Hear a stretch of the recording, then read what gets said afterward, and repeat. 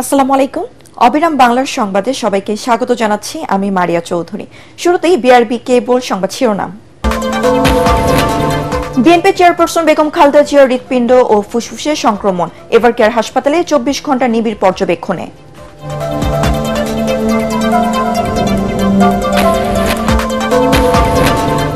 ক্ষমতাচ্যুত প্রধানমন্ত্রী শেখ হাসিনাকে ফেরত চেয়ে আবারও ভারতকে চিঠি দিয়েছে ঢাকা, জানালেন পররাষ্ট্র উপদেষ্টা।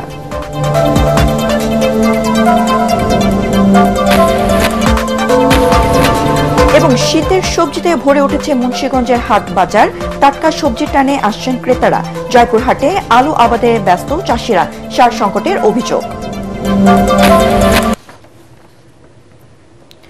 শুনছিলেন বিআরবি কেবল সংবাদ শিরোনাম, এবার জানিয়ে দেব বিস্তারিত সংবাদ। সাবেক প্রধানমন্ত্রী ও বিএনপি চেয়ারপারসন বেগম খালেদা জিয়ার হৃৎপিণ্ড ও ফুসফুসে সংক্রমণ ধরা পড়েছে। হাসপাতালে নিবিড় পর্যবেক্ষণে রেখে তার চিকিৎসা চলছে বলে জানিয়েছেন এভারকেয়ার হাসপাতালে গঠিত মেডিকেল বোর্ডের সদস্য অধ্যাপক ডাক্তার এফ.এম. সিদ্দিকী। রাতে সাংবাদিকদের এক ব্রিফিংয়ে তিনি এই কথা জানান। এফ.এম. সিদ্দিকী জানান, বেগম খালেদা জিয়াকে 24 ঘন্টা নিবিড় পর্যবেক্ষণে রাখা হয়েছে। এর আগে স্বাস্থ্য পরীক্ষার জন্য রাজধানীর এভারকেয়ার হাসপাতালে বিএনপি চেয়ারপারসন বেগম খালেদা জিয়াকে ভর্তি করা হয়। তার ব্যক্তিগত চিকিৎসক অধ্যাপক এজেড.এম. জাহিদ হোসেন জানান, মেডিকেল বোর্ডের পরামর্শক্রমে কিছু পরীক্ষার জন্য বিএনপি চেয়ারপারসনকে হাসপাতালে ভর্তি করা হয়েছে। টেস্টের রিপোর্টগুলো পাওয়ার পর চিকিৎসার পরবর্তী সিদ্ধান্ত নেওয়া হবে। ৭৯ বছর বয়সী বেগম খালেদা জিয়া দীর্ঘদিন ধরে আর্থাইটিস, ডায়াবেটিস, কিডনি, ফুসফুস, চোখের সমস্যা সহ নানা জটিলতায় ভুগছেন। উনি যাতে দ্রুত হসপিটালে শিফট করে, কারণ অনেক পরীক্ষা বাসায় করা সম্ভব হয় না। যে চিকিৎসা শুরু হয়েছে, পরীক্ষা নিরীক্ষার রেজাল্ট কি আসে এবং এর পরবর্তীতে উনি কি ধরনের রেসপন্ড করে, সেজন্য ওনাকে আনা হয়েছে।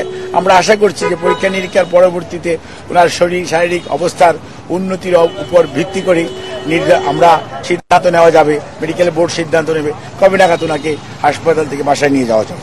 ম্যাডাম খালেদা জিয়া আপনাদের মাধ্যমে দেশবাসীর কাছে দোয়া চেয়েছেন। সাবেক প্রধানমন্ত্রী শেখ হাসিনাকে ভারত থেকে ফেরত আনার বিষয়ে আবারও চিঠি পাঠিয়েছে অন্তর্বর্তী সরকার। রোববার বিকেলে পররাষ্ট্র মন্ত্রণালয়ে সাংবাদিকদের এক প্রশ্নের জবাবে পররাষ্ট্র উপদেষ্টা তৌহিদ হোসেন এই কথা জানান। তিনি বলেন, শুক্রবার চিঠি দেওয়া হয়েছে। জুলাইয়ের গণ অভ্যুত্থানের পর মানবতা বিরোধী অপরাধের মামলায় শেখ হাসিনা ও সাবেক স্বরাষ্ট্রমন্ত্রী আসাদুজ্জামান খান কামালকে মৃত্যুদণ্ড দেওয়া হয়। রায়ের দিনই পররাষ্ট্র মন্ত্রণালয় এক বিবৃতিতে ভারত সরকারের কাছে আনুষ্ঠানিকভাবে দুজনকে প্রত্যর্পণের দাবি তোলে। সেই প্রক্রিয়ায় অংশ হিসেবে নতুন চিঠি পাঠানো হয়েছে বলে জানান পররাষ্ট্র উপদেষ্টা। হেন রাজনৈতিক স্বার্থে ধর্মীয় ব্যাখ্যার কারণে সমাজে যাতে বিশৃঙ্খলার সৃষ্টি না হয় এ বিষয়ে সতর্ক থাকার আহ্বান জানিয়েছেন বিএনপির ভারপ্রাপ্ত চেয়ারম্যান তারেক রহমান। জাতীয় ইমাম খতিব সম্মেলনে ভার্চুয়ালি যুক্ত হয়ে তিনি বলেন, বিএনপি কখনোই ইসলামের মৌলিক নীতির সঙ্গে আপোষ করেনি, করবেও না।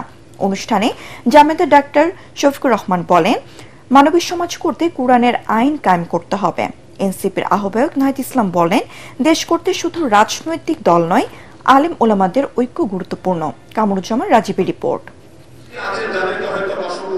রাজধানীর চীন মৈত্রী আন্তর্জাতিক সম্মেলন কেন্দ্রে জাতীয় ইমাম খতিব সম্মেলনের আয়োজন করে সম্মিলিত ইমাম খতিব পরিষদ।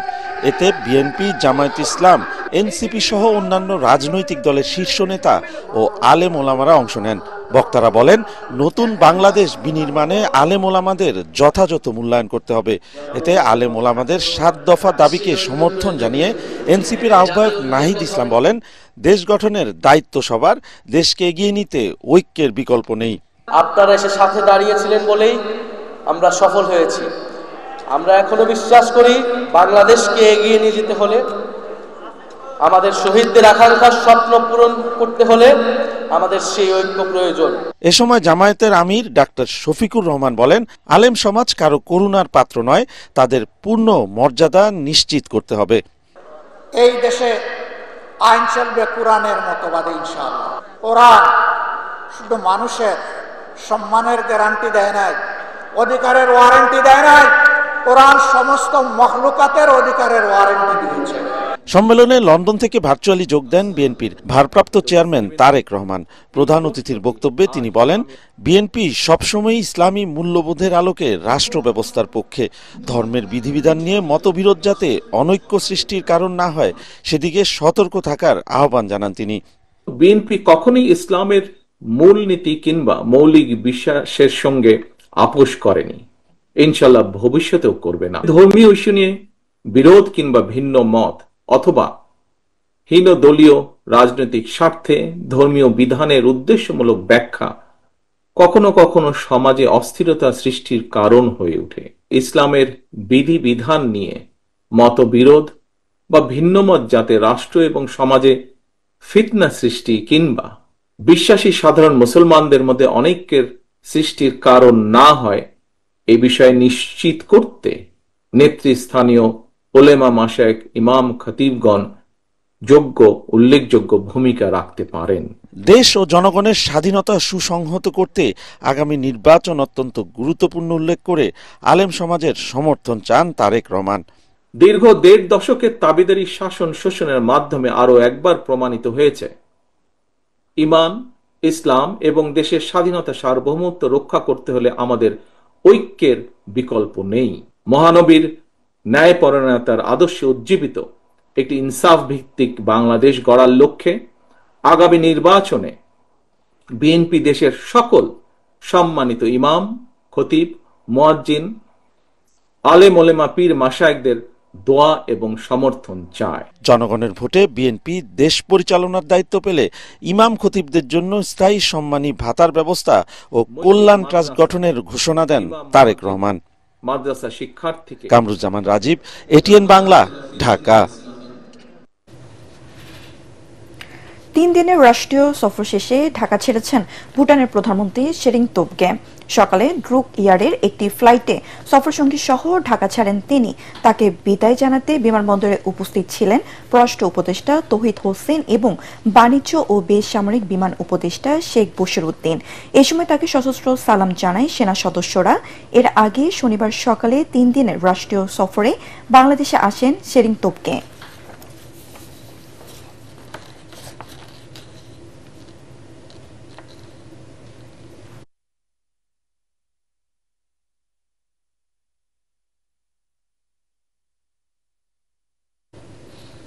গত মৌসুমের লোকসান পোষাতে জয়পুরহাটের মাঠে মাঠে শুরু হয়েছে আলুর চাষ। তবে ব্যবসায়ীদের সিন্ডিকেট সার সংকটে বিপাকে কৃষকরা। অসাধু ব্যবসায়ীরা কৃত্রিম সংকট সৃষ্টি করে হাতিয়ে নিচ্ছেন অতিরিক্ত টাকা। ডিলাররা বলছেন, চাহিদা অনুযায়ী বরাদ্দ না পাওয়ার কৃষকদের চাহিদা মেটানো যাচ্ছে না। তবে কৃষি বিভাগ বলছে, জেলার সারের সংকট নেই, বেশি দামে বিক্রির অভিযোগ পেলে ব্যবস্থা নেওয়া হবে। জয়পুরহাট প্রতিনিধি রফিকুল ইসলামের রফিকের রিপোর্ট, জানাচ্ছেন জাহিদুল আলম। দেশের আলু উৎপাদনের অন্যতম জেলা জয়পুরহাটে প্রতি বছর প্রায় 10 লাখ মেট্রিক টন আলু উৎপাদিত হয়। গত মৌসুমে আলুতে চরম লোকসান হওয়ায় এবার লাভের আশা কৃষকের। তবে সারের কৃত্রিম সংকট তৈরির অভিযোগ চাষিদের। সব এলাকাতে ফসফেট পাওয়া যাচ্ছে না, কোনো গুণগত যা পাওয়া যাচ্ছে না, তোমার এলা সার পাওয়া যাচ্ছে। এখন তো আলুর আমাদের দরকার হলো ফসফেট সারেরই হলো 1 নম্বর। স্লিপ দেবে না 200 টাকা বেশি, স্লিপ চালে সার নাই। স্লিপ ছাড়া সার নিলে স্লিপ সার পাওয়া যায়, কিন্তু আমার স্লিপ চালে স্লিপ দিবে না তারাই। আমরা জমি রেডি করে আমরা সার না থাকার কারণে আমরা আলু কাটতে পারছি না। 5-6 বিঘা আলু লাগা লাগবে, আর সার বাজি 4 বস্তা। চাহিদা অনুযায়ী বরাদ্দ না পাওয়ায় কৃষকদের সারের চাহিদা মেটানো যাচ্ছে না বলছেন ডিলাররা। কৃষকের চাহিদা ড্যাপ আর পটাশের বেশি, সেই তুলনায় আমাদের সরবরাহ কম থাকায় আমরা কৃষকের চাহিদা অনুপাতে মাল সরবরাহ করতে পারতেছি না। সরকারের কাছে আমাদের বিশেষ অনুরোধ, দয়া করে আমাদের ডিএপি সার, টিএসপি সার, এমওপি সারের বরাদ্দটা আরো বৃদ্ধিকরণ করা হোক। জেলার সারের সংকট নেই জানিয়ে বেশি দামে সার বিক্রির অভিযোগ পেলে ব্যবস্থা নেওয়ার আশ্বাস কৃষি বিভাগের। যদি কোনো কৃষক ভাই অভিযোগ করে যে দাম বেশি যাচ্ছে, এবং সেটা আমাদের উপজেলায় যোগাযোগ করলে আমরা তাৎক্ষণিকভাবে প্রয়োজনীয় ব্যবস্থা গ্রহণ করবো, এবং দরকার হলে ইসো সাহেব ওখানে গিয়ে তার সরকারি দামে তার যে সার দরকার সেটা তাকে সরবরাহ করা হবে। জেলায় এবার 39,000 হেক্টর জমিতে আলু চাষের লক্ষ্যমাত্রা নির্ধারণ করা হয়েছে। এই লক্ষ্য পূরণে সারের সংকট দূর করতে দ্রুত সিন্ডিকেট ভাঙার দাবি কৃষকদের। Bureau report, ATN Bangla. Munshiganj বাজারে শীতের সবজির সরবরাহ বেড়েছে। নতুন সবজির দাম চড়া হলেও কিছু কিছু সবজিতে দর কমেছে। প্রধান সড়কের পাশে এইসব তাজা সবজির পসরা ঘিরে পাইকার ও সাধারণ ক্রেতাদের রয়েছে উপচে পড়া ভিড়। মুন্সিগঞ্জ প্রতিনিধি ফরিদুল হাসান ফরিদের রিপোর্ট, জানাচ্ছেন জাহিদুল আলম। মুন্সিগঞ্জ শহরের প্রধান সড়ক এটি। খুব ভোরেই সরাসরি ক্ষেত থেকে আনা শাকসবজির পসরা বসিয়েছেন কৃষক ও পাইকাররা। সবজি বিক্রেতাদের হাঁক ঝাঁকে জমজমাট পুরো এলাকা। নতুন সবজির দর চড়া হলেও কিছু কিছু সবজিতে দর কমেছে কেজিতে 10 টাকা পর্যন্ত। হাটটিতে নতুন আলুর দাম এখনো হাঁকা হচ্ছে কেজি প্রতি 140 টাকা করে। তবে হিমায়িত পুরনো আলুর দর এখনো 15 থেকে 20 টাকা কেজি। এই হাটে প্রতিদিন 2 থেকে 3 ঘন্টায় বিক্রি হয় 20 থেকে 25 মেট্রিক টন সবজি। সবজির দাম এখনো কমেনি। সবজির দাম আগের মতোই ছিল, এখনো আছে, কিন্তু সবজি অনেক সবজি পাওয়া যাচ্ছে, কিন্তু বাজারের দাম কমেনি। এখন এই এলাকার সবজি ভরা মৌসুম, আমদানিও যথেষ্ট, কিন্তু দাম কমতেছে। 3টা দোকানে, একটা দোকানে উস্তাদ দেখলাম 100 টাকা কেজি, একটা দোকানে দেখলাম 80 টাকা কেজি, আবার একটা দোকানে দেখলাম হইলো 50 টাকা কেজি। তো উস্তাদ তো একই। ক্রেতাদের অভিযোগ, কারসাজির কারণে ভরা মৌসুমেও সবজির দর কমছে না। পাইকারদের কাছে বা যাদের কাছে ক্রয় করি তাদের কাছে জিজ্ঞেস করার পরে বিগত দিনে বৃষ্টি হয়েছে প্রচুর, ফসলাদি নষ্ট হয়ে গেছে, সারের দাম বেশি, কীটনাশকের দাম বেশি, বীজের দাম বেশি, উৎপাদন হয়, এইসব কষ্ট দেখায়। আসলে কি এটা সিন্ডিকেটেরই কারসাজি না আড়তদারদের কারসাজি না কৃষকদেরই কারসাজি? নতুন আলু 140 টাকা কেজি, মূলা হচ্ছে 50 টাকা কেজি, কালা বেগুন হচ্ছে 40 টাকা কেজি, আর তাল বেগুন হচ্ছে 140 টাকা কেজি। এদিকে সিন্ডিকেটের বিরুদ্ধে অভিযান চলমান রয়েছে বলে জানায় জেলা কৃষি সম্প্রসারণ অধিদপ্তর। সিন্ডিকেট সহ কোনো মধ্যস্বত্বভোগী যাতে কোনো ধরনের এই সবজির মূল্য বৃদ্ধি করতে না পারে সেজন্য প্রশাসনিকভাবে আমরা মনিটরিং অব্যাহত রেখেছি। জেলায় এবার 2900 হেক্টর জমিতে সবজির আবাদ হয়েছে। Bureau report, ATN Bangla. Supreme কোর্টের আপিল ও হাইকোর্ট বিভাগের সব বিচারপতিদের অংশগ্রহণে ফুল কোর্ট সভা ডেকেছেন প্রধান বিচারপতি ডক্টর সৈয়দ রিফাত আহমেদ। আগামী 27 নভেম্বর বিকেল 3টায় সুপ্রিম কোর্টের কনফারেন্স রুমে ফুল কোর্ট সভা অনুষ্ঠিত হয়। সুপ্রিম কোর্টের ডেপুটি রেজিস্ট্রার আতিকুজ্জামান স্বাক্ষরিত বিজ্ঞপ্তিতে এই তথ্য জানানো হয়। জানা গেছে, ফুল কোর্ট সভায় অধ্যস্থন আদালতের বিচারকদের বদলি, পদোন্নতি সহ নানান গুরুত্বপূর্ণ বিষয়ে সিদ্ধান্ত নেওয়া হবে। সন্ধানী লাইফ ইন্স্যুরেন্স আন্তর্জাতিক সংবাদ।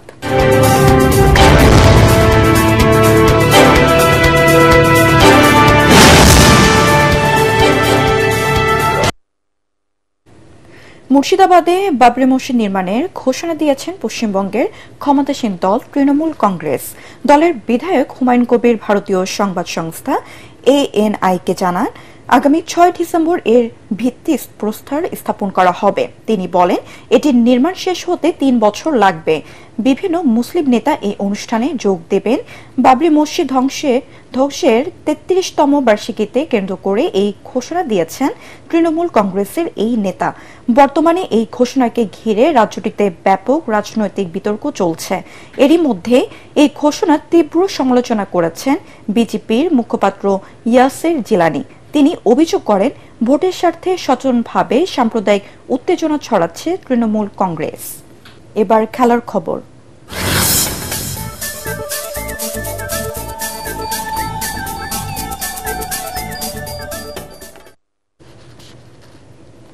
সুপার ওভারে হেরে স্বপ্নভঙ্গ হল বাংলাদেশ এ দলের। রাইজিং স্টার্স এশিয়া কাপে শিরোপা লড়াইয়ে পাকিস্তান শাইন্সের কাছে সুপার ওভারে হেরে রানার্স আপ হয়েছে আকবর আলীরা।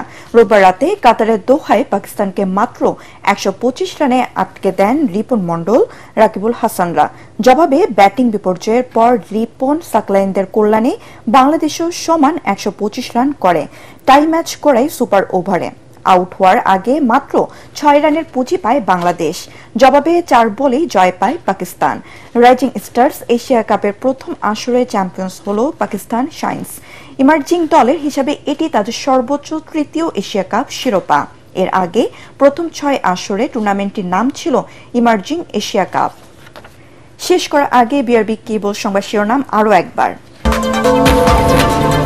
বিএনপি চেয়ারপারসন বেগম খালেদা জিয়ার হৃৎপিণ্ড ও ফুসফুসের সংক্রমণ এভার কেয়ার হাসপাতালে 24 ঘন্টা নিবিড় পর্যবেক্ষণে।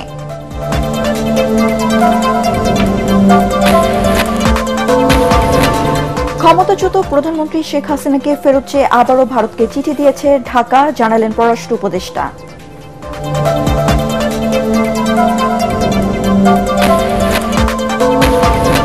এবং শীতের সবজিতে ভরে উঠেছে মুন্সিগঞ্জের হাট বাজার, টাটকা সবজির টানে আসছেন ক্রেতারা। জয়পুরহাটে আলু আবাদে ব্যস্ত চাষিরা সার সংকটের অভিযোগ। পরবর্তী সংবাদ দেখার আমন্ত্রণ জানিয়ে এখনকার মতো শেষ করছি। এটিএন বাংলা সংবাদ ইউটিউবে দেখতে ব্রাউজ করুন /ATN বাংলা নিউজ। ধন্যবাদ সবাইকে।